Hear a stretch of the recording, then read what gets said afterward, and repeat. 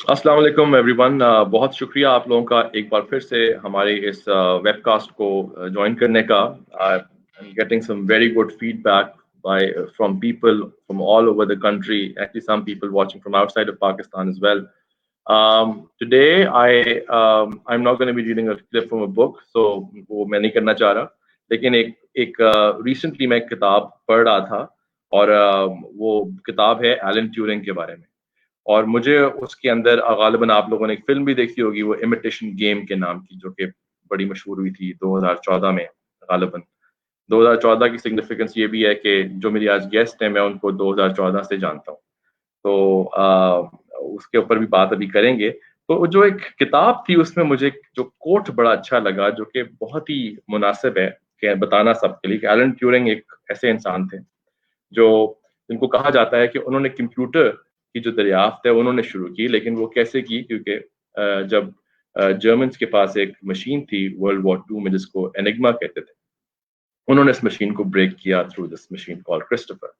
और जो उन्होंने वो मशीन बनाई, वो ट्यूरिंग मशीन बनी. और अल्टीमेटली ट्यूरिंग मशीन जो है वो एक कंप्यूटर के लिए एक बेसिक चीज डेवलप हो गई एज अ फिनोमेना, जिसकी बेस पे कंप्यूटर्स डेवलप हुए दुनिया के अंदर 70-80 की दिहाई में. So there's a quote that he says, and it's so relevant to all kinds of people. So I wanted to kind of share it with you. He said that sometimes it is the people no one imagines anything of, uh, who do the things that no one can imagine. Sometimes it is the people no one imagines anything of, who do the things that no one can imagine. This is a strong thing that you should remember.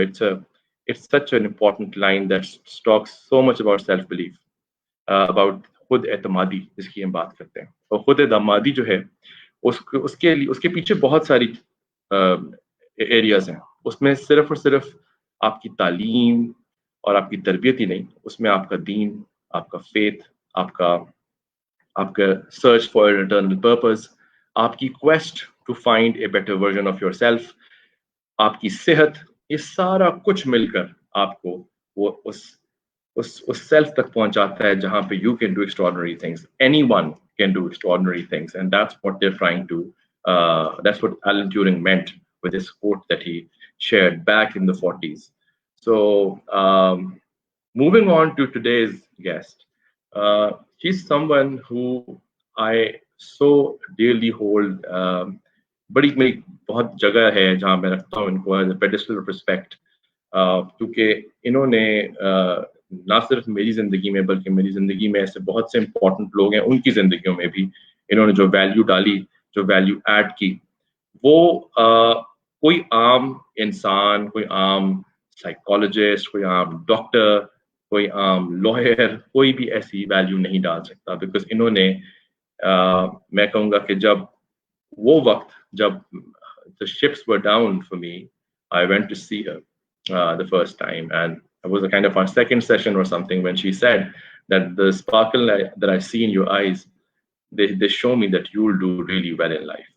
And that one line, and you'll do big things in life, that's what she meant. It wasn't really well, and it was big things in life. So वो जो एक चीज थी, वो ऐसी जाके दिमाग में अटकी. वो पठानों वाला दिमाग, हालांकि पंजाबी हूँ, लेकिन पठानों की तरह अटक गई दिमाग में मेरे. लेकिन कि यार ये कुछ तो बात होगी जो इन्होंने कहा. मैं आज पूछूंगा ये क्या देख लेती हैं ऐसी चीजें लोगों के बारे में कि वाकई उसके बाद things happened for the better and things only gotten better. But मैं उनका नाम अगर लूंगा तो आप लोगों को पता लग जाएगा. वैसे ही हमने उसकी मार्केटिंग की थी. I am talking about none other than doctor Shagufta Firoz. She has a brilliant career, a brilliant career. I mean, she's a role model to so many women. I feel that अगर आप एक यंग औरत हैं और हमें देख रही हैं इस वक्त, आप प्लीज मुझसे कम और इनसे ज्यादा इंस्पायर हो सकती हैं. बिकॉज आप जो ये जर्नी आपको बताएंगे अभी अपनी, वो इतनी रिमार्केबल है. Whether it's education, whether it's her impact, because the core word in her life is impact. Or the way she's impacted lives, the way she's continuing to impact lives. और जितना इनका डीप रूटेड अंडरस्टैंडिंग है of the purpose of life, वो बहुत appreciable है. Dr. Saib, it's good to have you here, and it's a pleasure to have you here. And thank you for honoring me and our team and the audience कि आपने हमारे लिए ये 1 घंटा निकाला. I know you are in the UK right now, and as we were talking backstage, It's sunny outside, and ever since Dr. Shagufta Feroz has gone to England, it started to become sunny. Imagine what's happening here. So, and that's just a joke. Dr. Saiba, welcome, and it's so good to have you. Thank you Nabeel. सबसे पहले तो बहुत शुक्रिया आपका for giving me the experience of this virtual studio. I'm really enjoying this because I've been doing other webinars and sessions, लेकिन ये आपका it's a new learning. तो इस एज के अंदर थोड़ी सी टेक्निकल लर्निंग जो है इट गिव्स मी एनर्जी. मुझे बहुत अच्छा लगता है कि अच्छा मुझे भी यंग लोगों जितनी कोई चीजें समझ आने लगी हैं. और ये इसमें से बहुत कुछ डॉक्टर साहब मुझे खुद समझ नहीं आता. ये मेरी टीम करती है, मैं तो खुद हैरान हो जाता हूँ देख के स्क्रीन पे ये क्या आ गया. लेकिन इट्स वेरी गुड. बिल्कुल सही है. Very very good. बहुत अच्छा है. इसलिए अदा करना चाहती हूँ कि मेरा जो टारगेट ग्रुप है, बहुत से आने वाले बच्चे मेरे पास ये जानते हैं कि मैं उनको कहती हूँ कि आप मेरा ना टारगेट ग्रुप है, क्योंकि मुझे ऐसा लगता है कि जब मैं यूथ पे काम करूंगी तो ये यूथ तो पक्का पक्का मेरा सदका जारिया जरूर बनेगी ना. तो मैं वैसे ही बड़ी खुश हूँ कि आपने मुझे आज जवानों के ग्रुप के अंदर बुलाया हुआ है. तो मैं I am open to your questions. जो आप पूछना चाहते हैं मैं जबरदस्त. डॉक्टर साहब शुरू करते हैं इस बात से कि why for someone like you had such a variety of options to do so many things even in medicine, why SLP? SLP क्या है, बल्कि हमारी ऑडियंस को भी बताइएगा कि क्या है, क्या ये व्हाट्स द मंतक क्या है इसके पीछे. ठीक है. देखिए, जब हम लोगों की जो यंग या बचपन की जो उम्र थी ना, उसमें मुझे ऐसा लगता है, मैं कोई नेगेटिव बात किसी यूथ के बारे में नहीं कहना चाह रही, लेकिन मैं ये कहना चाह रही हूँ हम बड़े फोकस्ड होते थे. हमारे दिमाग में जो एक प्लान होता था ना फ्यूचर का, ये करना है, वो हम कर गुजरते थे. तो मैं बहुत छोटी उम्र से 10 साल से मेरे दिमाग में था कि मैंने डॉक्टर बनना है. और डॉक्टर का जो कॉन्सेप्ट था मेरे जहन में, वो एक्चुअली एक हीलर का कॉन्सेप्ट था जो मुझे पता नहीं था, क्योंकि मैं बहुत छोटी उम्र में वो किताबें पढ़ती थी जो जब लड़कियां और लड़के रोमांटिक बुक्स पढ़ रहे होते हैं, तो मैं पढ़ रही होती थी सब्जियों से इलाज, सन गेजिंग और योगा और इस तरह की किताबें उठा के लाती थी. मेरा अपना एक कमरा था, उसमें इस किस्म की किताबों का ढेर लगा हुआ था. फिर जब मैं मेडिकल में चली गई तो मेडिकल में जब डेड बॉडीज पे हमने काम शुरू किया तो थोड़ा सा मेरे अंदर एक विड्रॉल की एक फीलिंग हुई कि ये तो बड़ा एक यानी इन्वेसिव किस्म का काम मैं कर रही हूँ. बहरहाल होते होते जब मैं फाइनल ईयर तक पहुंची तो मैंने ये फैसला कर लिया कि मैंने हॉस्पिटल्स में काम नहीं करना, क्योंकि मैंने मरीजों को हेल्पलेस होते वहां पर देखा था. मेरे हाथों में जाहिर है हॉस्पिटल्स में मेरे पेशेंट्स की डेथ होते देखी थी. तो मैं फाइनल ईयर में ही कहना शुरू हो गई थी कि जी मैंने तो प्राइवेट काम करना है. तो मेरी जो क्लास फेलोज थी वो बड़ा मेरा मजाक उड़ाती थी और कहती थी हम प्रोफेसर्स बने होंगे, तुम कोने खुदरे में एक कोई खुड्डा लगा के बैठी हो. These were their words. तो मैं आई वॉज वेरी क्लियर कि मुझे क्या करना है. ये वैसे अल्लाह की ब्लेसिंग होती है. ये मैं यूथ को भी मैसेज देना चाहूंगी कि अगर आप इंटेंशन अच्छी रखें तो अल्लाह आपको पकड़ के रखता है. जाहिर है उस वक्त मेरे पास अपॉर्चुनिटीज थी कि मैं पब्लिक सर्विस कमीशन देती और बड़े अच्छे किसी मेडिकल डॉक्टर्स की गवर्नमेंट पोस्ट पे चली जाती, लेकिन मैंने नहीं वहां जाना चाहा. मैंने अपना क्लिनिक स्टार्ट किया और मैं बड़ी लीडिंग डॉक्टर कंटोनमेंट एरिया की हो गई और भरनी शुरू कर दी मैंने मनों टनों के हिसाब से दवाइयां पेशेंट्स के जिस्मों के अंदर ना. 5 साल मैंने I gain whatever we are suppose to gain, patients भी, पैसा भी, फेम भी, सब कुछ आना शुरू हो गया. लेकिन 10 कोई मेरे ख्याल 5-7 साल के बाद ना एक चीज मैं ऐसी वहां पे लोगों में पॉपुलर हो गई कि लोग रिश्ते भी मेरे से पूछ के करने लग गए थे ना, बच्चों के नाम भी मेरे से पूछ गया. नहीं, आई एंजॉयड एवरीथिंग ना. तो लेकिन होता ये था कि जब मेरे पास कोई क्रॉनिक पेशेंट्स लाइक एस्थमा का पेशेंट है या डायबिटिक पेशेंट है या किडनी फेलियर का पेशेंट है, जब वो आता था और मुझे कहता था कि डॉक्टर साहब हम कब ठीक होंगे, तो वो मैं उस मरीज की आंखों में नहीं देख सकती थी, क्योंकि मुझे ये पता था कि ये तो डेथ की तरफ जा रहा है. I can not halt the process of his disease. वो बोझ बहुत ज्यादा होना शुरू हो गया कोई 10-12 साल में. फिर अनफॉर्चुनेटली हमारे सिस्टम के अंदर, जो कि मेरे सिस्टम के लोगों को बहुत बुरा लगेगा जो मैं ये कह रही हूँ, हमारे सिस्टम में एक कारोबार बन गया है ना. आप किसी तरफ पेशेंट रेफर करते हैं वो आपको एक शेयर भेज देता है, आप लैब में भेजते हैं वो आपका शेयर भेजता है, आप किसी कंसल्टेंट को भेजते हैं वो शेयर भेजता है. This was the point which put me off completely कि मुझे I started hating my system कि ये क्या चक्कर है कि महीने के एंड में एक लिफाफा आ जाता है। मैं कितनी दफा रिफ्यूज करती, 2-3 दफा मैंने वापस भेजे वो लिफाफे कि नहीं ये मैंने नहीं, मुझे नहीं चाहिए, मुझे भेजना था लैब टेस्ट के लिए। से मैंने अपनी मेडिकल प्रैक्टिस ही आहिस्ता आहिस्ता, मेरा ख्याल है 80-90 पेशेंट्स पर डे पे मैं थी जब मैंने सोचा कि अब मैंने प्रैक्टिस ही नहीं करनी ना।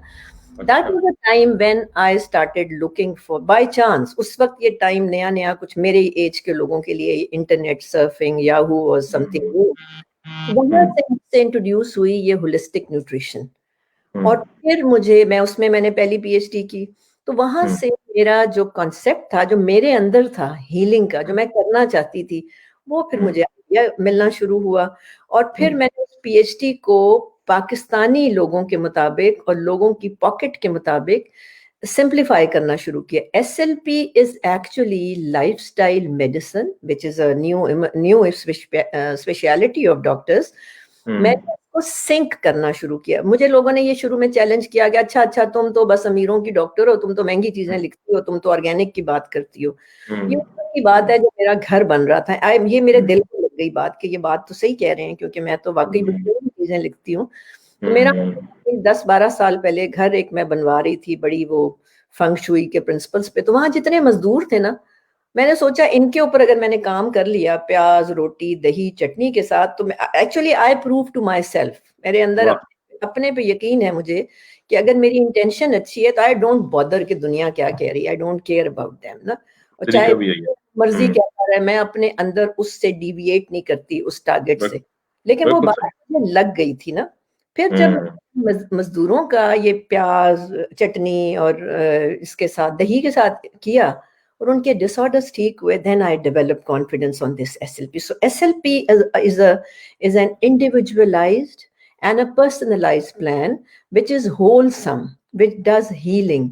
And इसकी जो ब्यूटी है, how it is better than lifestyle medicine, जो जनरल जो अमेरिका से शुरू हुई है, ये आपके पास्ट में जाके आपके पास्ट की एज की ट्रॉमास को डिलीट करता है, which is my very favourite work currently. कि जो चाइल्डहुड ट्रॉमा होते हैं ये पीछे जाता है, और अमेजिंगली इट डज दैट ना, कि ये सारे इमोशनल ट्रॉमास को डिलीट करता है। इसको एस कहते हैं। So ACE stands for adverse childhood experiences. और अब तो मैं काम ही 2 चीजों पे कर रही हूँ। जितने पेशेंट्स मैं देख रही हूँ उनमें मुझे एस पॉजिटिव मिल रहा है।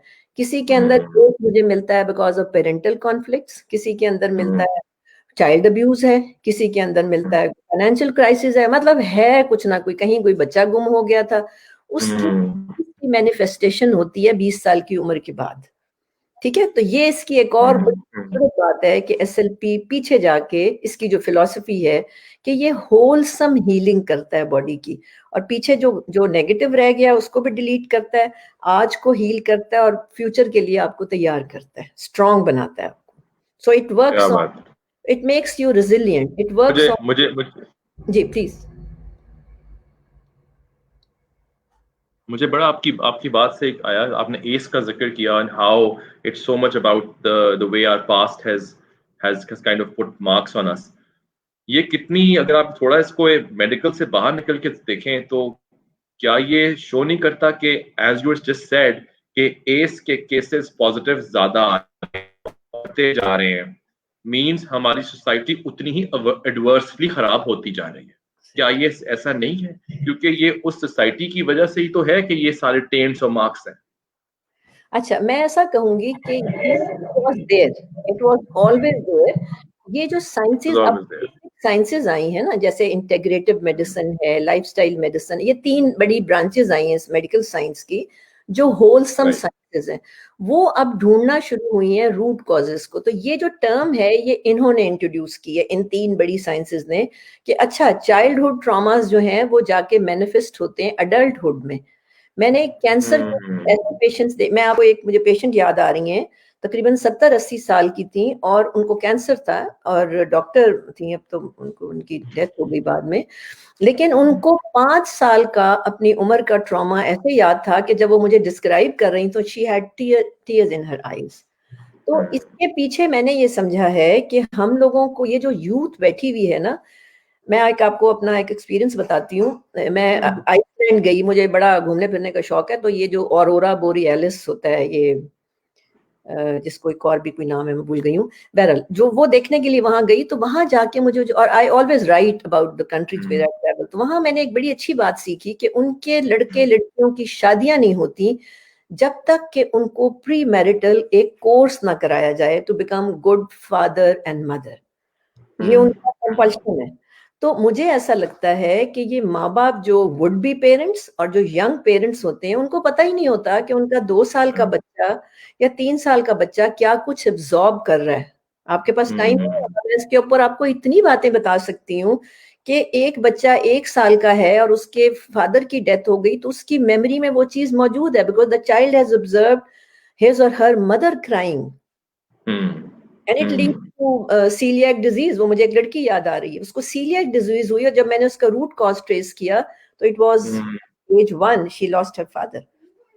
वाओ, अच्छा अच्छा अच्छा अच्छा। फिर एक और मुझे, I am going into depth, एक और मुझे याद आ रही है, एक माँ थी, उसकी डिवोर्स हुई ना, और उसकी बच्ची was hardly 2 years old and she said, मैंने कहा ये तुम बच्ची के सामने ना इस तरह किया करो ना, मतलब थोड़ा इससे बचाओ, बच्ची है ये ऑब्जर्व करी। कहती है ये बच्ची जब मैं अपसेट होती हूँ ये आके मुझे हग करना शुरू हो जाती है।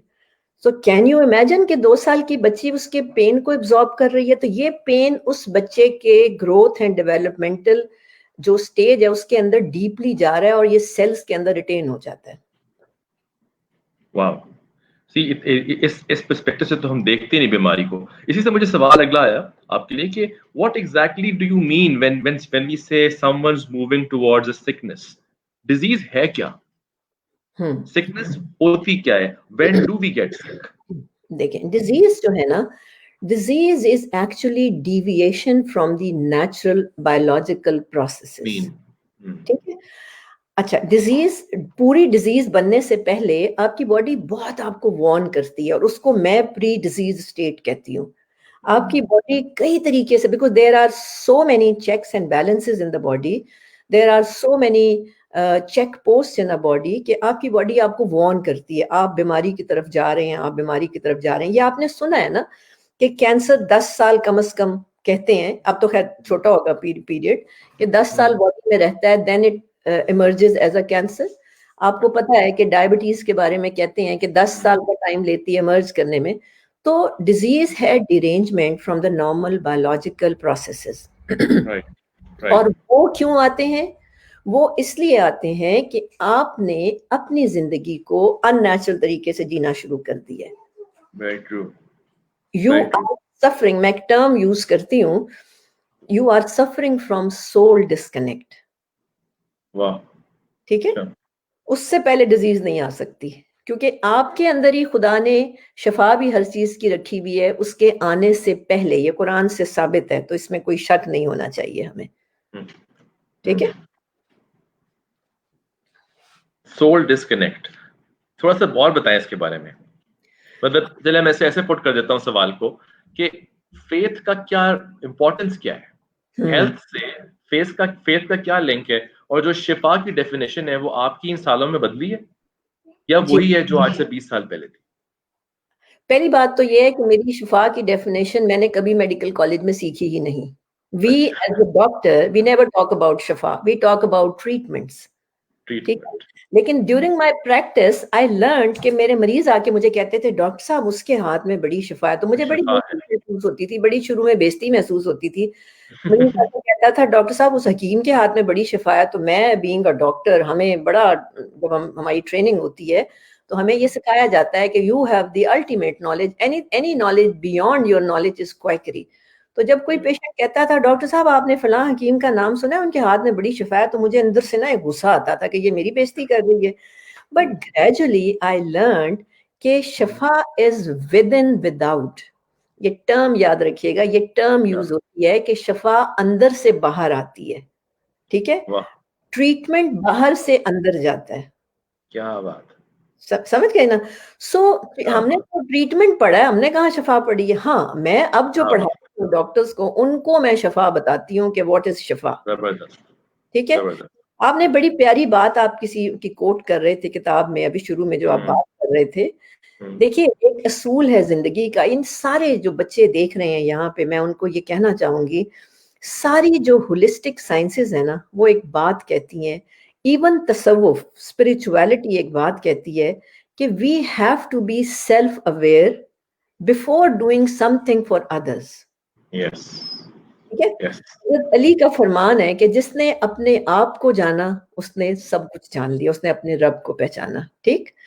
तो बात यह है कि जब आप अपने आप से कनेक्टेड होंगे ना, हम अपने आप से नहीं कनेक्टेड हैं, हम अपनी गर्लफ्रेंड, हम गाड़ी, हम डिवाइसेस, हम माहौल से कनेक्टेड हैं। कभी मैं अगर किसी से पूछती हूँ, मेरे क्वेश्चंस होते हैं जस्ट टू सी कि इसका self very true. Connection level किधर है, मैं पूछती हूँ कभी कि आपको ये पता है कि आप गहरी नींद सोते हैं कि नहीं, तो उनको नहीं पता होता, मैं उनको बताती हूँ, मैं कहती हूँ नहीं नहीं आप नहीं सोते, फिर कहते हैं बिल्कुल डॉक्टर साहब आप सही कह रही हैं, मैं तो सो ही नहीं रहा पिछले 15 साल से। ठीक है। फिर मैं उनको अगर पूछती हूँ कि आपको मैं एक हॉबीज पे बहुत बात करती हूँ, क्योंकि हॉबी जो है वो अल्लाह की तरफ से एक बाय डिफॉल्ट दिया हुआ टूल है आपके अंदर फॉर डी स्ट्रेसिंग यू। तो उनकी मैं उनको कैटेगराइज कर लेती हूँ, और जब मैं उनको कहती हूँ कि आप में you can be a good writer, जो मुझे समझ आ जाती है उस बंदे के बारे में, तो हैरान होकर कहता है आपको कैसे पता चला, मैं तो ऐसा था। कहने का मकसद ये है कि सेल्फ अवेयर होने में शफा ही शफा है। जब आप अपने क्या आप बात को है। जानेंगे नहीं, जब आप अपने आप को जानेंगे नहीं, तो दूसरा आपको शफा नहीं दे सकता, वो आपको ट्रीट करेगा सिर्फ। क्या बात है डॉक्टर साहब, ये जो आंखें देख के हाथ पकड़ती हैं आप, और वो नर्व से आप इतना कुछ बता देती हैं, कोई फॉर्मूला सा लिखती हैं मुश्किल सा, हमें तो समझ नहीं आता, लेकिन बातें आपकी सारी ठीक हो जाती हैं। क्या चक्कर है इसके पीछे? साइंस क्या है इसके पीछे? क्या क्या जादूगरी है आपके पास? हाँ, ये आपने बड़ा सही वर्ड यूज किया। People also thought that I have some जादूगरी। मैं बताती हूँ, देखें, बात ये है कि ये जो होलिस्टिक साइंसेज है ना, ये मेरी ट्रेनिंग है, ये मेरी ट्रेनिंग है और मेरा पैशन है। ये मेरा पैशन है to learn about people, because मेरे मेरे दिल में ये ख्वाहिश होती है कि, और ये किसी के लिए नहीं मैं कह रही, ये मैं अपने लिए कर रही हूँ, मुझे लगता है कि जो मैं लोगों से फीस लेती हूँ वो जस्टिफाई नहीं होगी जब तक मैंने होल हार्टेडली उस बंदे के लिए वो ना किया जो मैं कर सकती हूँ। ठीक है।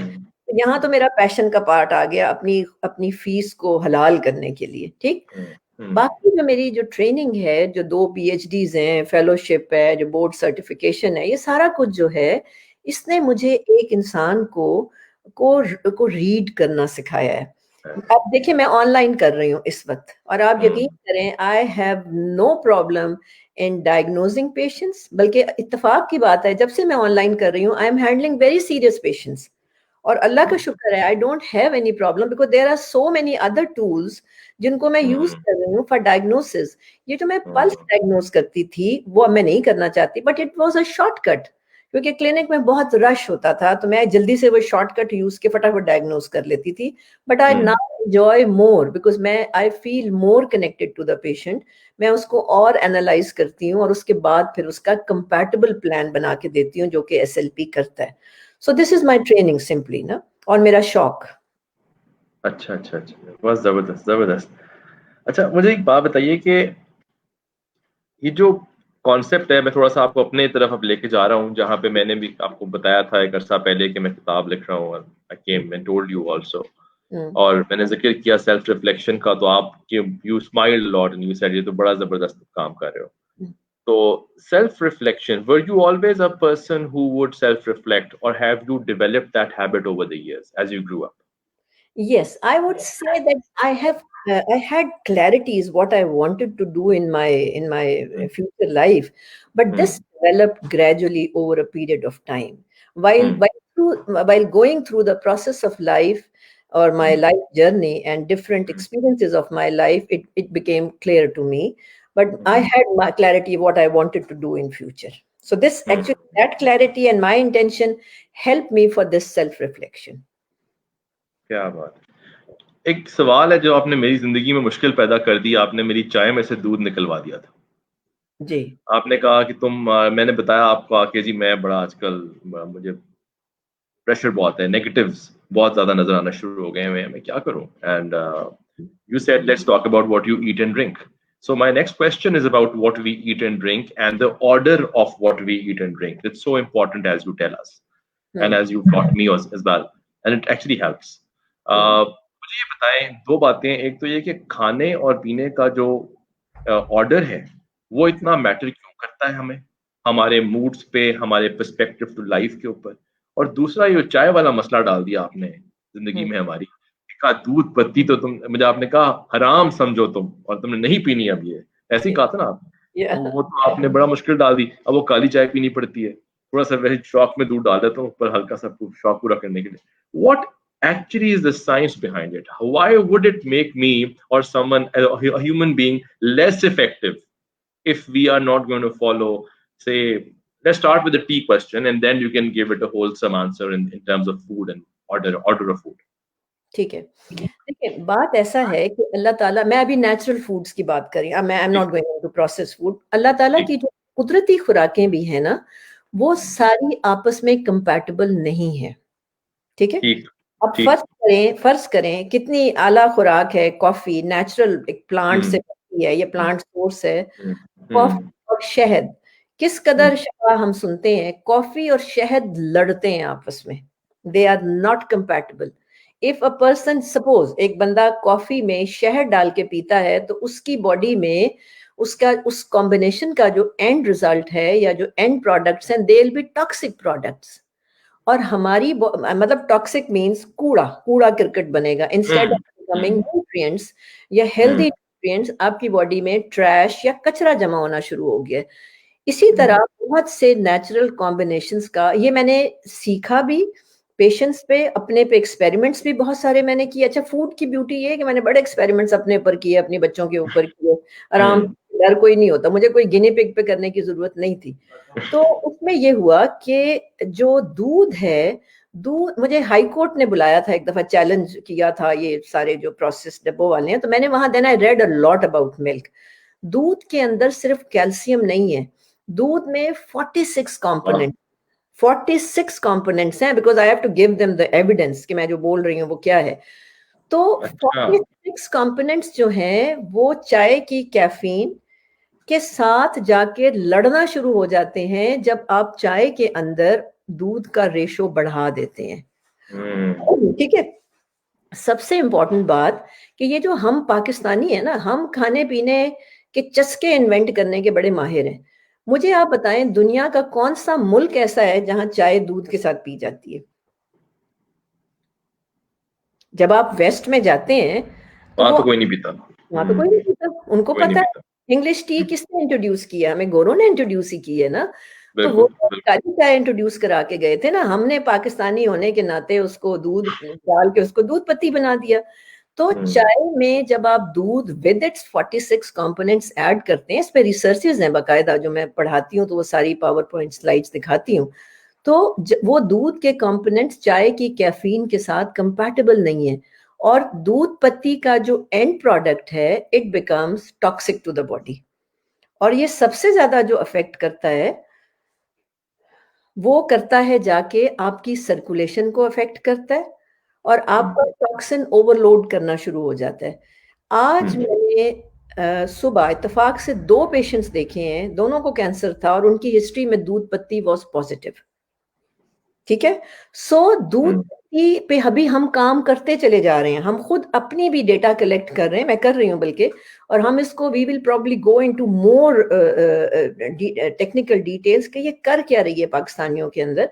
लेकिन मैं ये बता सकती हूँ कि ये ब्लोट करती है, ये मोटा करती है, ये डिप्रेशन करती है, ये स्लगिश करती है, ये पेलर डेवलप करती है, ये लिवर फंक्शन इम्पेयर करती है, और ये इम्यूनिटी बिठाती है। और मेरा ख्याल है ये बहुत कुछ है बताने के लिए, एक चीज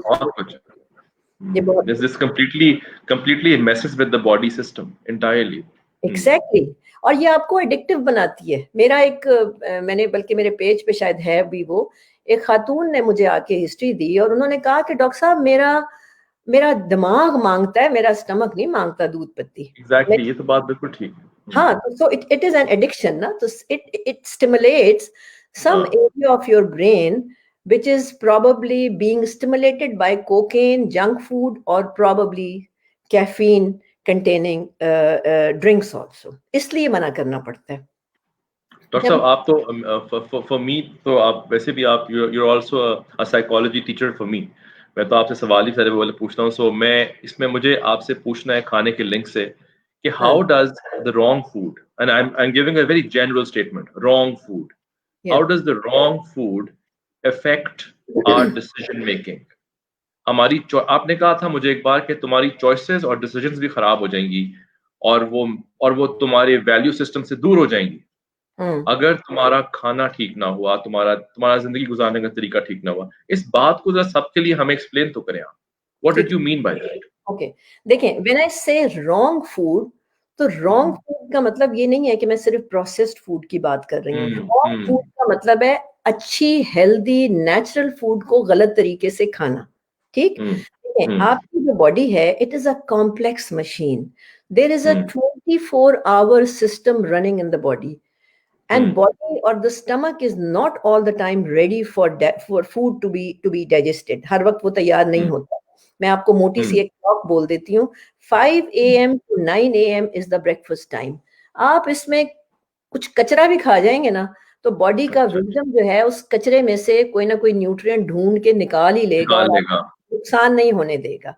और अगर सही। आपने यहाँ पे नेचुरल फूड और तरीके सलीके से खा लिया, तो 80% जो हम्म, है वो आपको जिंदगी देगा।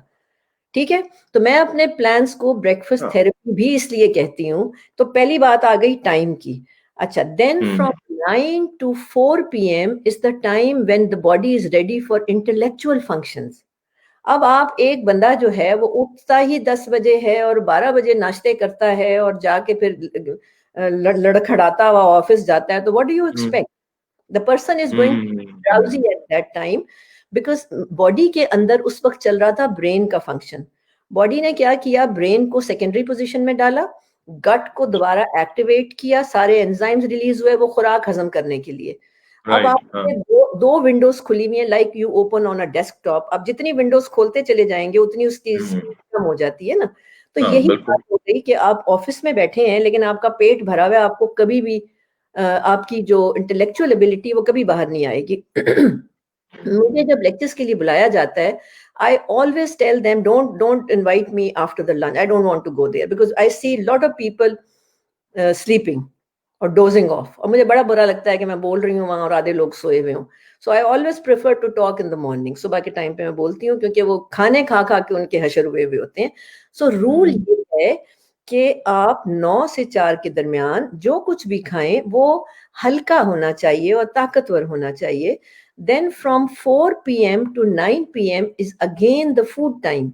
अब खाएं, आप रात 9 बजे से पहले अपना खाना खाएं, जो आप अफोर्ड कर सकते हैं वो आप खाएं और पेट भर के खाएं। तो आप अगर गौर करें तो खुदा ने आपकी बॉडी को रोजे के पैटर्न पे बनाया है।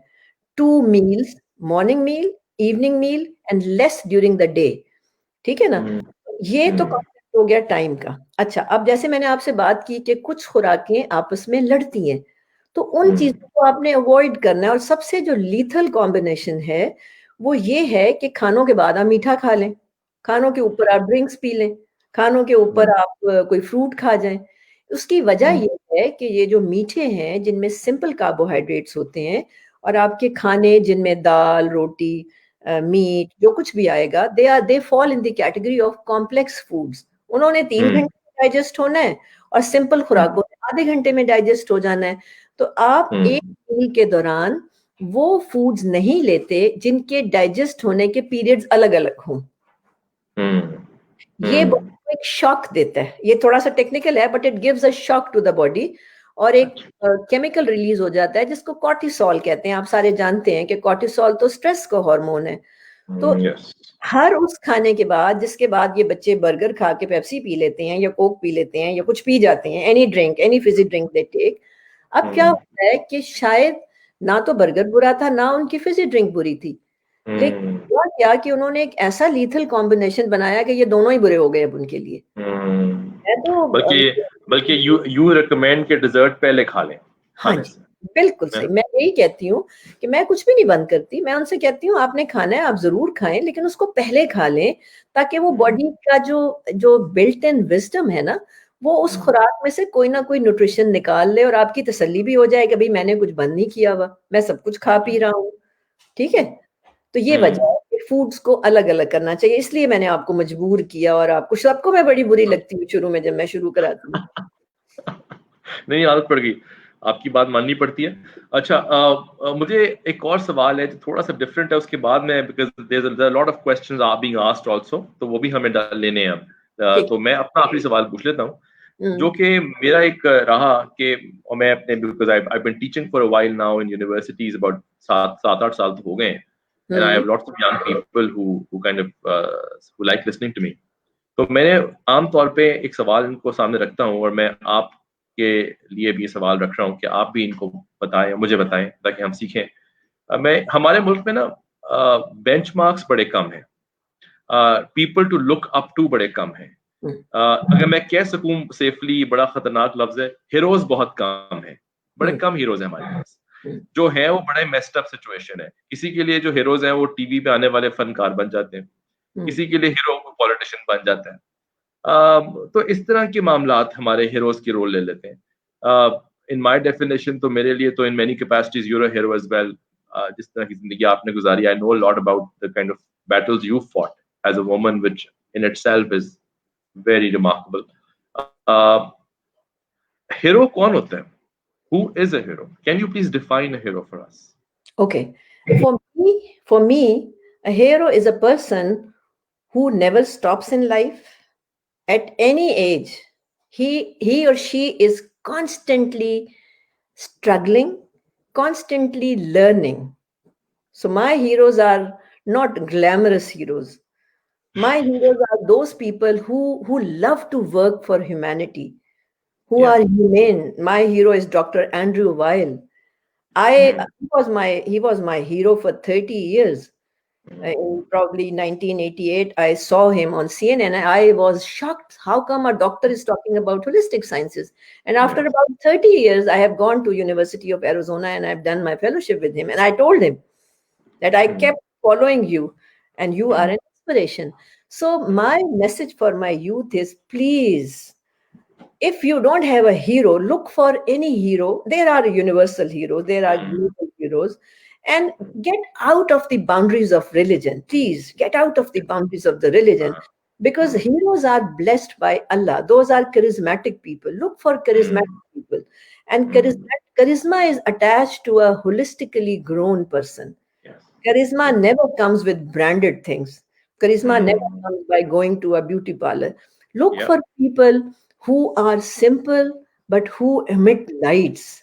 Those are the heroes. And you go there, you sit in their company, and you don't want to leave their company. That is an indicator that that person is a charismatic person. So look for those person. That person could be an ordinary person.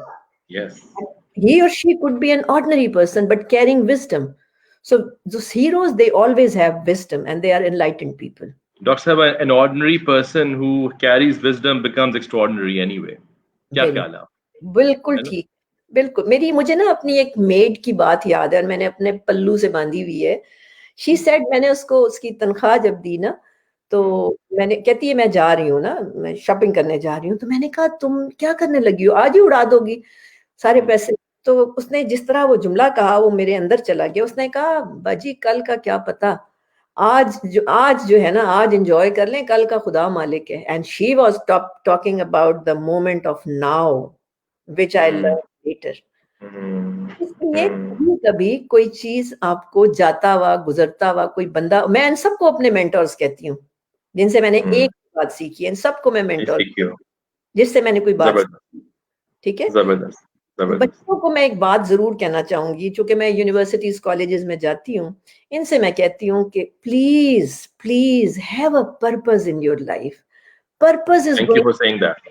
Thank you for saying that. Yes, I feel disappointed when I go to known universities and I can read depression and lethargy on their faces. मुझे देखें, Pakistan is a young country.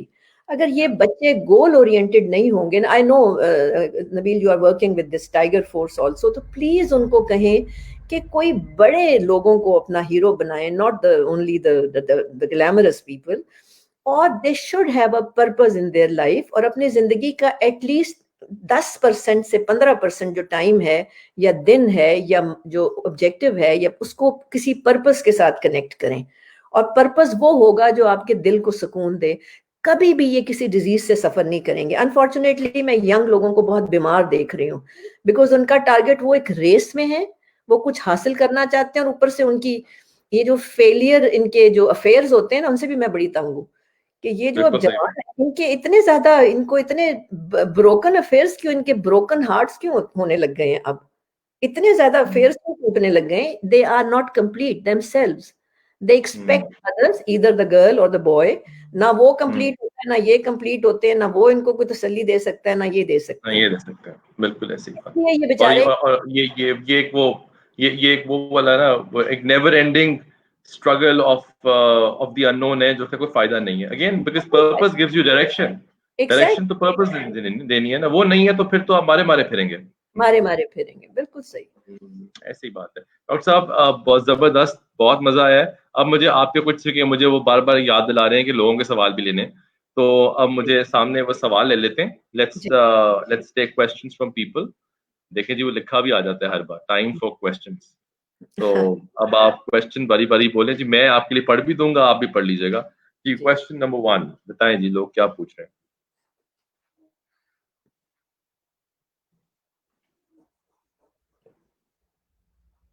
How do we become self aware? Doctor साहब जी, बहुत अच्छा सवाल है। ये जो सेल्फ अवेयरनेस है ना, it is actually, it will not happen in one day, it will take little time. तो मैं हमेशा कहती हूँ कि अपनी फिजिकल बॉडी से शुरू करो, और उसकी एक मैं मिसाल देती हूँ कि जरा रोज अपना ना आईना देखें। आईना इसलिए ना देखें कि लिपस्टिक लगानी है, आईना इसलिए देखें कि जरा अपनी स्किन को देखें, अपनी आंखों को देखें, अपनी फेस के प्रोफाइल को देखें। फेस आगे पीछे होता है, एक जैसा प्रोफाइल नहीं राइट लेफ्ट होता। अपनी स्किन टाइप को देखें, हमारे राइट हाफ और लेफ्ट हाफ में डिफरेंस होता है। अपने सीधे हाथ, अपने उल्टे हाथ की उंगलियों को देखें, अपने पैरों को देखें। आम तौर पे बॉडी जो होती है वो हार्मोनियस नहीं होती है ना, तो जरा पहले फिजिकल बॉडी को देखना शुरू करें। उसके बाद जब आपको अपने आप की फिजिकल बॉडी की पहचान हो जाएगी ना, तो फिर उससे आगे चलना शुरू करें। क्योंकि हम जो है ना, हम अपने मेंटल या इमोशनल एस्पेक्ट से बड़ा डरते हैं। मैं एक प्रैक्टिस लोगों को कहती हूँ कि जरा खड़े हो जाके मिरर के सामने और अपनी आंखों में डाल के आंखों में अपने आप से पूछो कि क्या आप अपने आप से खुश हो? तो आप शायद अपनी आंखों में आंखें नहीं डाल सकते, because we abuse ourselves in terms of emotions. तो इमोशनल ट्रैवलिंग जो है ना, वो थोड़ी सी डिफिकल्ट होती है, लेकिन उसमें सबसे आसान काम यह है कि अपने आप को कंसोल करना शुरू करें, अपने अपने सबसे बड़े दोस्त बनना शुरू हो जाएं। कोई और आपका दोस्त नहीं हो सकता, आप खुद अपने दोस्त बनना शुरू हो जाएं। रोज अपने आप को कहा करें, जिसको अफर्मेशंस भी कहते हैं, रोज कहा करें कि मेरे से ज्यादा अच्छा कोई है ही नहीं, और अल्लाह ने मोस्ट ब्लेस्ड वन। ठीक है, जब आप ये कहना शुरू करेंगे तो आपके ऊपर से नेगेटिव जो एक ऑरा बन गया है ना, एक्सपेक्टेशंस का, आपकी रेस का, वो खुद ही टूटना शुरू होगा। So start going from physical to emotional and then to spiritual, and look at your connection with Allah. वो कनेक्शन जरूरी नहीं होता कि आपको सिर्फ जानमाज पे बैठ के मिले। आप देखते कि how connected you are with Allah, ये आप ढूंढें अपना कनेक्शन। सो ये various level of self awareness है ना। बहुत जबरदस्त। डॉक्टर साहब, मैं इसमें if I may add and correct me if I am wrong, because आप बेहतर समझती हैं। अगर आपको, लोगों से मैंने कई बार कहा कि आप अगर अपने आप को कहें कि आई am the best version of my self and I like my self, और ये बड़ी हेल्दी चीज होती है, तो लोग कहते हैं कि ये तो एरोगेंस ले आएगा। तो उस एरोगेंस को मारने का जवाब आपने आज दे दिया कि वो थैंकफुलनेस में। जब आपने अल्लाह से थैंकफुलनेस करना शुरू कर दी तो एरोगेंस खत्म हो जाएगी, वो तो कभी कभी आएगी ही नहीं, क्योंकि आप थैंकफुल हो रहे हैं अल्लाह से कि जो मुझे दिया है वो इतना जबरदस्त है और मैं इतना खुश हूं उससे, कि ऑटोमेटिकली आपके अंदर एक सेल्फ कॉन्फिडेंस, एक सेल्फ अवेयरनेस बढ़ जाएगी। आई थिंक वो थैंकफुलनेस जो है वो आपको शील्ड करती है आपकी एरोगेंस को। मैं यहाँ पे Nabeel, I know I am taking time, लेकिन मैं आपको दो चीजें यहाँ पे बताना चाहूंगी शुक्रिया के अंदाज से। साइंस ने ये प्रूव किया है that your cells are listening when you say I am the best creation, I am a blessed one. तो आपके सेल्स वो सुन रहे हैं और वो रिकॉर्ड अपने अंदर बनाएंगे। और हम कहते हैं ना, you are what you eat, तो यू दूसरी सेइंग है कि you are what you think. तो जब आपके सेल्स में ये मेमोरी चली जाएगी कि मैं सबसे अच्छा हूं, तो आपका प्रोडक्टिविटी चेंज हो जाएगी। और कुरान की एक आयत है कि अल्लाह ताला फरमाते हैं कि तुम्हारा चमड़ा वो तुम्हारा रिकॉर्ड बना रहा है। तो वो जो स्किन साइंस ने ढूंढी है, वो कुरान ने भी प्रूव की हुई है।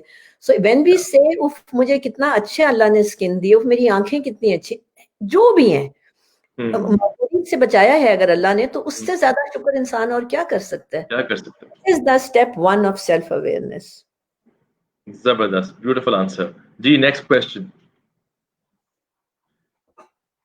Doctor Shagufta, who was very tough patient in your life and चलो जी, मेरा ख्याल है पूछना चाह रहे हैं कि आपकी जिंदगी में मुश्किल पेशेंट कोई हो जिसका आप नाम ना लें ऑफ कोर्स, लेकिन जिसका बड़ा डिफिकल्ट केस आपने हैंडल किया। मैं बताती हूँ, मेरे पास एक आए थे कोई 99 ईयर्स के एक साहब थे, who was कायदे आजम फोटोग्राफर also.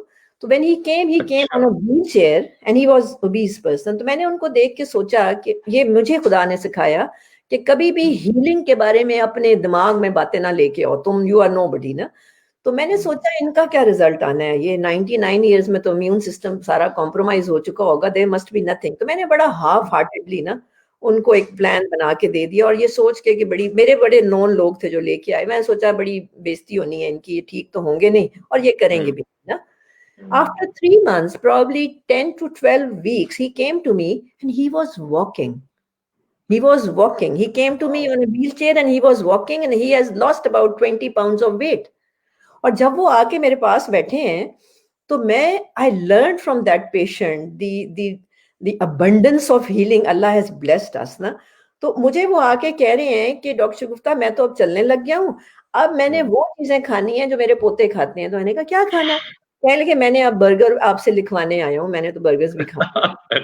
एंड उनकी फिर 103 ईयर्स पे जाके कहीं डेथ हुई थी, और वो अपने काम शाम करने लग गए थे। तो ये he was not difficult, but यहाँ पे मेरी नॉलेज ने मुझे कहा कि शायद मैं काम नहीं कर सकती, लेकिन हीलिंग के लिए कोई लिमिटेशंस नहीं है ना, और इंटेंशन अच्छी हो। मेरी उधर इंटेंशन गलत हो गई थी, तो अल्लाह ताला ने मुझे सीधा कर दिया फिर ना। जबरदस्त जबरदस्त जी, बहुत जबरदस्त। अच्छा जी, अगला सवाल पूछिए। Students are now subject to unhealthy lifestyles due to increase in the exposure to electronic devices. To attend virtual classes after the pandemic, how can the students be able to normalize their routines and adjust themselves to healthier ways of life? Yes. Actually, we are talking about screen toxicities or device toxicity. इसमें मेरा students को ये एक मशवरा है कि आप जो भी चीज यूज कर रहे हैं, whether it is a cell phone or tab or computer, whatever, एक तो उसको अपनी बॉडी से दूर रखें, यानी किसी लकड़ी की चीज पे रखें।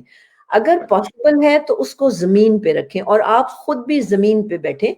देखें, हमारी जो बॉडी है ना, ये इलेक्ट्रोमैग्नेटिक बॉडी है, हमारी बॉडी भी, हम भी इलेक्ट्रोमैग्नेटिक हैं, ठीक है, हमारा भी एक मैग्नेटिक फील्ड बनता है। तो वो तमाम चीजें जो इलेक्ट्रोमैग्नेटिक हैं, वो हमारे फील्ड से इंटरफेयर करती हैं। तो ये जो डिवाइसेस है ना, ये हमें छोटे मोटे लेवल पे नुकसान नहीं पहुंचा रही हैं, ये बड़े डीपर लेवल पे पहुंचा रही हैं, और बड़ी एक्सटेंसिव रिसर्चेस इस पे आ चुकी हुई हैं कि ये कैसे, यानी ये हमारे कहीं सोल के साथ भी हमारी मैसेजेस को डिस्कनेक्ट करती हैं। तो आप अभी जरूरत तो ये है, तो आपने करना ये है कि जब अगर आप टेबल पे बैठे हुए हैं, तो आपके पाँव जमीन से टच करने चाहिए, पाँव नंगे पाँव होना चाहिए, ताकि आपकी ग्राउंडिंग होती रहे। वो अगर लहरें आपकी बॉडी में जा रही हैं तो वो जमीन में चली जाएं। दूसरा ये है कि आप अगर जमीन पे बैठ सकते हैं तो जमीन पे बैठ के करें, ताकि आपकी बॉडी में जो वो रेडिएशन जा रही है उसकी ग्राउंडिंग हो जाए, उसको बॉडी के ऊपर नहीं रखना है। और तीसरी बात ये है कि अगर आप कुछ सुन रहे हैं, फर्ज करें आप लेक्चर सुन रहे हैं, तो आप अपनी आंखें बंद करके सुने। आप डिवाइस को बेशक उसको घुमा दें, and you don't focus on the light, the blue light of the device, उसको घुमा दें। अगर पॉसिबल है कि वो सिर्फ ऑडियो चल रही है, तो उसको कान से सुने। ये याद रखिएगा कि सुनना जो है वो ज्यादा रिटेन होता है बनिस्बत देखने के, ये भी एक अलग से इसकी डिटेल है। तो जहां मुमकिन हो वहां आपने देखना नहीं है, सुनना है, ठीक है। इस तरह आप कम करेंगे। और तीसरी बात यह है कि अगर आप बैठ के कर रहे हैं, तो stand after every 20-30 minutes and do little bit of movement in your body, just to to disperse that energy जो स्टैग्नेट हो रही है आपके अंदर, एंड हाइड्रेट योरसेल्फ प्रॉपर्ली। जब आपका जिस दिन आपकी ऑनलाइन क्लास है, प्लीज उस दिन 12-14 ग्लास सादा पानी जरूर पिए, ताकि आपको यूरिनेशन खुल के होती रहे और आपका जो जिस्म में पानी है विच इज 70% उसका डिटॉक्स होता रहे। बिल्कुल सही, बहुत अच्छा आंसर, जबरदस्त हो गया जी। नेक्स्ट क्वेश्चन पूछें जी। Okay, if a person is good at physical health, spirituality and full of hope, but his or her mental health is deteriorating by the day, he is at the edge of committing suicide. Oh my god. What would you recommend to that person? Doctor साहब, इसका तो मुश्किल सवाल है, तो आप वक्त ले लें बेशक, अगर क्या पता किसी की मदद ही हो जाए इसमें। नहीं, देखें, पहली बात तो मैं आपको बताऊं, ये जो इसमें डाइकोटमी है इस सवाल के अंदर ही, अगर किसी बंदे ने अपनी फिजिकल बॉडी की केयर की है तो उसकी मेंटल हेल्थ खराब नहीं हो सकती, और अगर किसी की स्पिरिचुअल हेल्थ बहुत अच्छी है तो भी उसकी मेंटल हेल्थ तो सुप्रीम हो ही नहीं सकती, क्योंकि जो बॉडी है ना, mind is in between. Spirit से मैसेज आता है माइंड की तरफ, माइंड कन्वे करता है टू ब्रेन, और ब्रेन से बॉडी रेगुलेट होती है। ये मैकेनिज्म है जो चलता है, जो बायोफिजिक्स और मेटाफिजिक्स समझाती है, जो हीलिंग का मैकेनिज्म है। तो ये हो ही नहीं सकता। ये जो बंदा है या बंदी है जिसके अंदर सुसाइड का ख्याल आ गया है, उस बच्चे को या उस बच्ची को मेरा ये मशवरा है कि वो आप देखें कि वो अपनी फिजिकल बॉडी से किस तरह डिस्कनेक्टेड है। उसके टाइमिंग्स गलत होंगे खाने पीने के, उसकी रात की नींद कम होगी, और उसको लोगों से मोहब्बत की तलाश होगी। मेरा उस मशवरा है उस बंदे या बंदी को कि please B at the giving and, लोगों को मोहब्बत देना शुरू कर दो, चाहे वो कोई जानवर हो, चाहे वो कोई मांगने वाला हो, चाहे वो कोई काम वाला हो। Don't expect others. ये जो सुसाइडल टेंडेंसीज है ना, ये एक्सट्रीम लोनलीनेस की वजह से आती हैं, अकेलेपन की वजह से आती हैं। तो उस बंदे को मेरा ये मशवरा है कि प्लीज नाश्ता ठीक कर लें, रात का खाना ठीक कर लें, रात की नींद ठीक कर लें, और be at the giving end. Go to some institute, किसी यतीम खाने में चले जाएं, कि जगह जाएं और जाके देखें कि लोगों की क्या मिजरीज हैं। कभी भी नहीं करेंगे इंशाल्लाह, ऐसा कुछ भी नहीं होगा। जितना अपने से नीचे देखेंगे उतना थैंकफुल हो जाएंगे आप। yes. जो आपके पास है, बिल्कुल बेसिक सी ये है इसमें चीज। How do you quit caffeine? अब कैफीन में तो कॉफी भी आती है, मेरे ख्याल चाय भी होती है। And reset your body in a way that it no longer craves sugar. How do I reset my eating patterns? Is it good to eat white bread for breakfast every day? पहली बात तो ये doctor साहब, आप मेरे platform पे चीनी मना नहीं कर सकते, ये अलाउड ही नहीं। हाँ, आपने मीठा नहीं मना करना, ये तो काम बड़ा खराब हो जाएगा। नहीं, मैं नहीं मना कर रही। अच्छा, मैं बस ठीक है। उनको ये कहूंगी कि प्लीज अपना नाश्ता ले आओ 9 बजे से पहले, और पेट भर के नाश्ता खाओ, और देसी नाश्ता खाओ, रोटियों वाला नाश्ता खाओ। और जब आप नाश्ते खाते हो ना, ये मैं यूथ को खास मैसेज देना चाह रही, मेरे पास बहुत सारे खास मैसेजेस हैं, लेकिन जो मुझे याद आ रहे हैं, बच्चे जब खाने खाते हैं ना, तो सेल फोन ऑन होता है, उस पे या तो मैसेजेस चेक कर रहे होते हैं या बातचीत चल रही होती है और खाना खाया जा रहा है। तो मेरे सारा यूथ को मेरा ये मैसेज है कि please go into mindful eating. जब आप खाना खाएंगे तो टीवी ऑन नहीं होना चाहिए, आपका सेल फोन आपके टेबल के आसपास भी नहीं होना चाहिए। बिस्मिल्लाह पढ़ें खाना खाते हुए, और शुक्र करें खुदा का। व्हेन यू से बिस्मिल्लाह, तो फूड पार्टिकल्स आपके लिए हेल्दी हो जाते हैं। ये साइंस ने प्रूव किया हुआ है, मजहब तो कह ही रहा है। एंड व्हेन यू से वर्ड्स ऑफ ग्रेटिट्यूड, आप जब शुक्र अदा करते हैं तो आपके ऑर्गन्स भी उस शुक्र का पार्ट बनते हैं, तो वो खुराक आपको होलिस्टिक हेल्थ देती है। तो रीसेट करने का तरीका यही है कि 9 बजे से पहले नाश्ता कर लें और पेट भर के नाश्ता करें। और जो इन्होंने वाइट उसका पूछा है ब्रेड्स का, डेफिनेटली देखें, प्रोसेस्ड फूड जो है वो नुकसान तो देगा, आप खाएं लेकिन कम कर दें। जितने कॉम्प्लेक्स और उलझे हुए अनाज होंगे ना, जैसे बाजरा है, ज्वार है, जौ है, they are actually loaded with life nutrients. मैं इनको कहूंगी ये लोडेड है न्यूट्रिएंट्स के साथ। जब इंसान मरता है ना, तो ये एक डॉक्टर की उसमें किताब में पढ़ रही थी, तो 5 ग्राम न्यूट्रिएंट्स बचते हैं, सारा डिके हो जाता है, सब कुछ हो जाता है, तो 5 ग्राम जो न्यूट्रिएंट्स बनते हैं ना, वो मिनरल्स हैं। और वो मिनरल्स जो है अनाजों के अंदर हैं, और फिर हमारे मरने के बाद वही मिनरल्स दोबारा जमीन में जाते हैं और पौधों में, प्लांट्स के जरिए फिर इंसानों में आना शुरू हो जाते हैं। तो ये अनाज में मौजूद है। तो जितना ये लोग अपना नाश्ता कॉम्प्लेक्स करेंगे, यानी रोटी खाएं, अंडे खाएं, कबाब खाएं, सालन खाएं, दही खाएं और चैन से खाएं, उतने ये स्ट्रांग हो जाएंगे और इनकी ईटिंग हैबिट्स कंट्रोल हो जाएंगी, इनकी शुगर क्रेविंग्स कंट्रोल हो जाएंगी। आप जरूर खाएं मीठा, लेकिन हमेशा उनको खानों से पहले खाएं। जब आप खानों से पहले मीठा खाएंगे तो आपकी शुगर क्रेविंग ऑटोमेटिकली कंट्रोल हो जाएगी। आप अपने खाने से आधा एक घंटा पहले जो मर्जी खाना है आप खा लें, मैं नहीं मना कर रही, जो मर्जी खाना है खाएं। लेकिन अगर आप खाने के बाद खाएंगे तो शुगर क्रेविंग इंटेंसिफाई कर जाएगी और उसकी उसकी क्वांटिटी भी आप नहीं कंट्रोल कर सकते फिर। बिल्कुल सही है, बिल्कुल सही है। थैंक यू डॉक्टर साहब जी। अगला क्वेश्चन कोई हमारे पास है। Some psychologists suggest to watch comedy movies and series just to divert your mind. You think it really works for everyone, especially who are not used to watching such things? जी, बड़ा मेरे पास जवाब इसका है, लेकिन आपके पास जवाब होना चाहिए। आप बताएं, आज आपकी पारी है। हाँ, मैं तो बड़ी बड़ी दिल की बात की है। मैं तो लाफ्टर थेरेपी प्रमोट करती हूँ। And Nabeel, you should be with me if we start laughter clubs. We should start laughter clubs. Laughter therapy was taught to us when I was doing my fellowship. And you can imagine that the laughter sessions were taken by a cardiac surgeon for us. So laughter therapy is, we need to laugh actually. हमारा laughter कम हो गया है। जब हम हंसते हैं ना, एक होती है मुस्कुराहट, एक होता है कहकहा।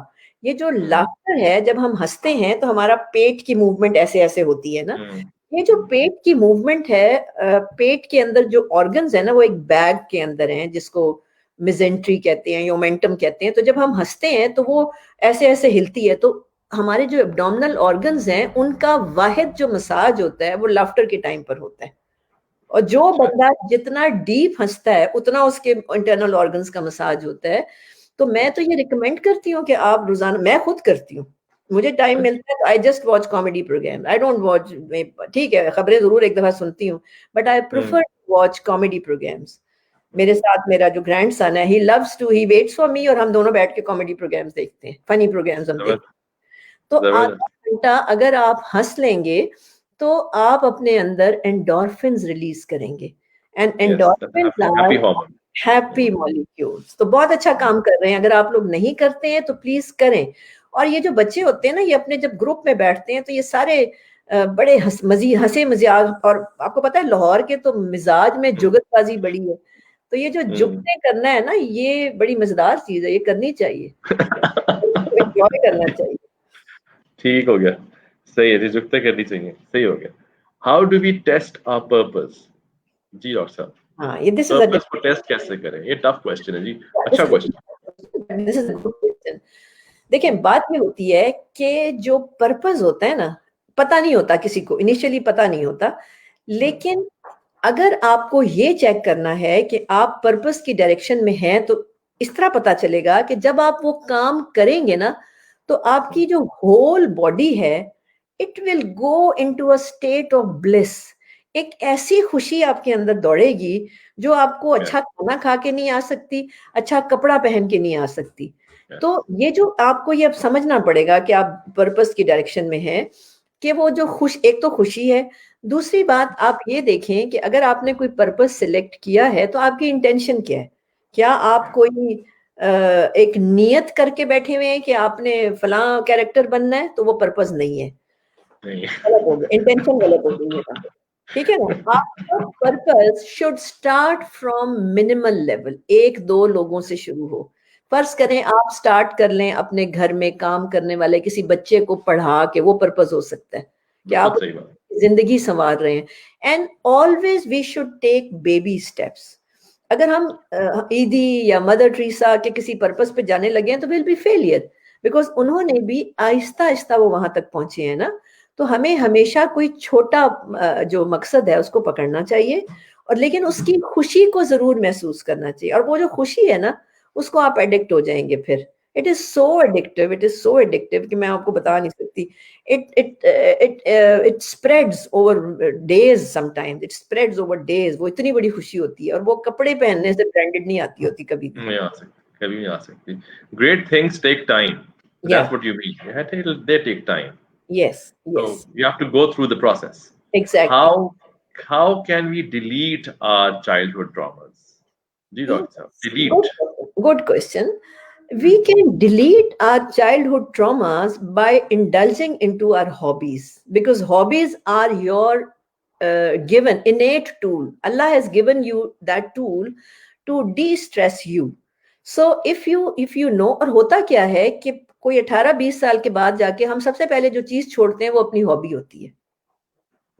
मैं आपको अपनी मिसाल देती हूँ. I was always into I love music ना, मुझे बड़ा पसंद था. मैंने सारा मेडिकल गानों के साथ ही किया, हर वक्त गाने आपने बड़ा चलते, गाने वाला सर जी. ठीक है ना, बड़े सुने में. जब मैं फेलोशिप में गई तो वहां जब हमें ये सिखाया गया सेल्फ केयर, तो उन्होंने कहा अपनी हॉबी एक्टिवेट करो.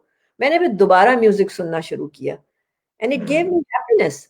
तो जो आपकी हॉबी होती है वो आपके ट्रॉमास को डिलीट करती है, और एडवेंचरस चीजें करना आपके ट्रॉमास को डिलीट करता है. एडवेंचर्स करना, जाए आप पहाड़ों के ऊपर जाएं, आप हाइकिंग करने चले जाएं, आप टेंट कैंपिंग करने चले जाएं. जब आप नेचर में टाइम गुजारते हैं ना, तो ये बड़ी मजे की एक रिसर्च है, उसको कैंपिंग रिसर्च कहते हैं, कि जब आप नेचर में टाइम गुजार के आते हैं तो आपकी मेमोरी रीसेट होती है. डिलीट नहीं होती, रीसेट होती है, उसकी कुछ इंटेंसिटी कम हो जाती है.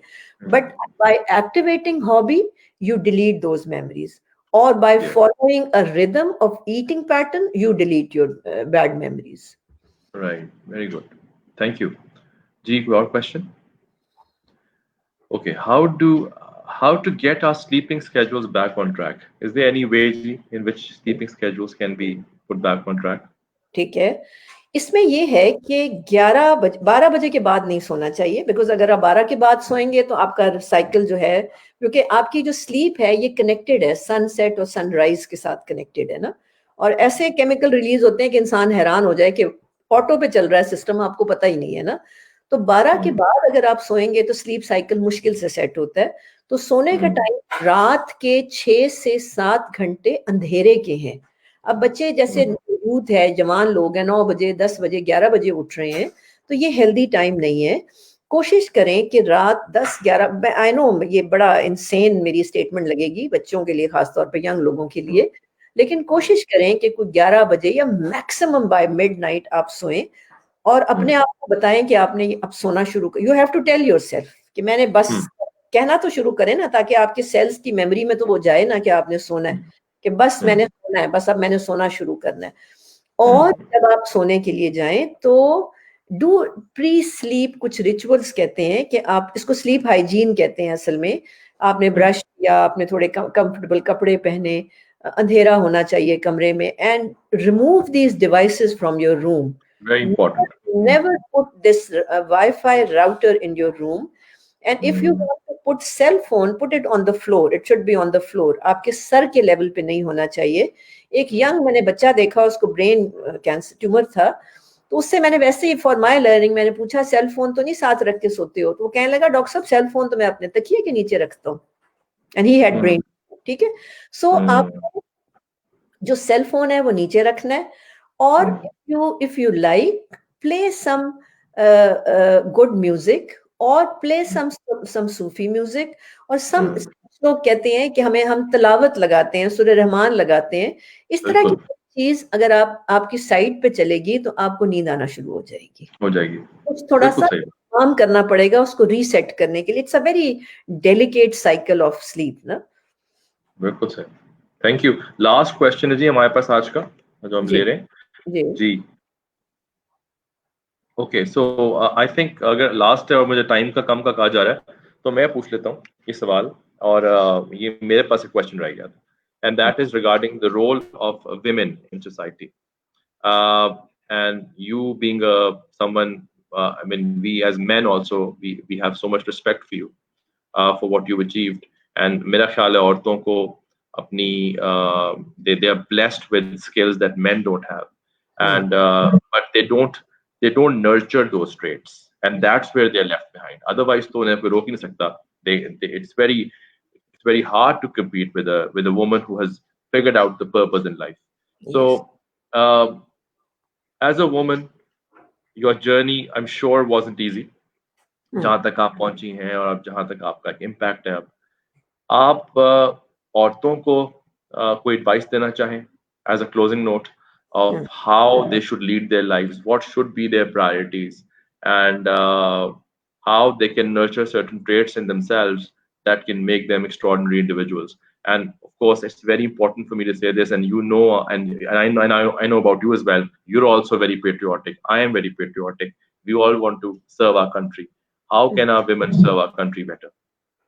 मेरा जो मैसेज है ना वो ये है कि हमारी जो औरतें हैं इमोशनल बड़ी हैं ना, और जो उनको नुकसान हो रहा है ना वो इतने इमोशनल होने से हो रहा है। तो मेरा लड़कियों के लिए और जो थोड़ी सी सीनियर है उनके लिए मैसेज ये है कि please don't all the time keep expecting the relations around you.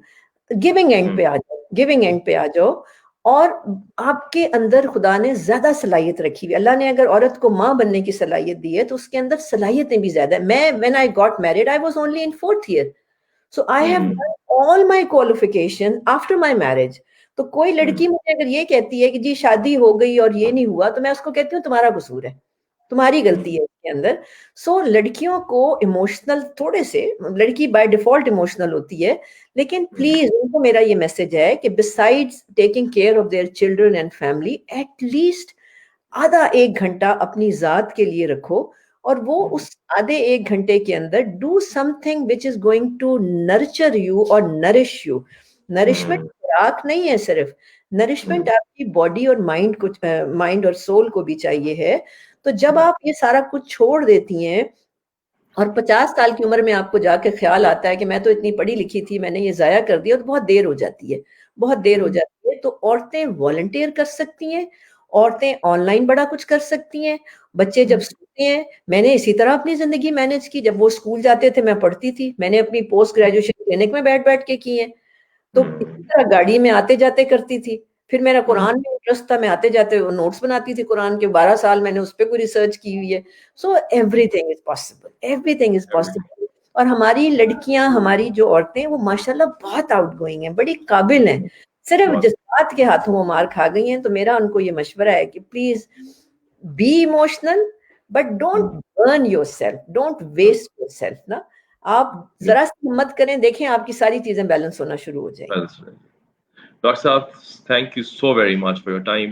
It was a pleasure talking to you. और ये I think this session will go very far.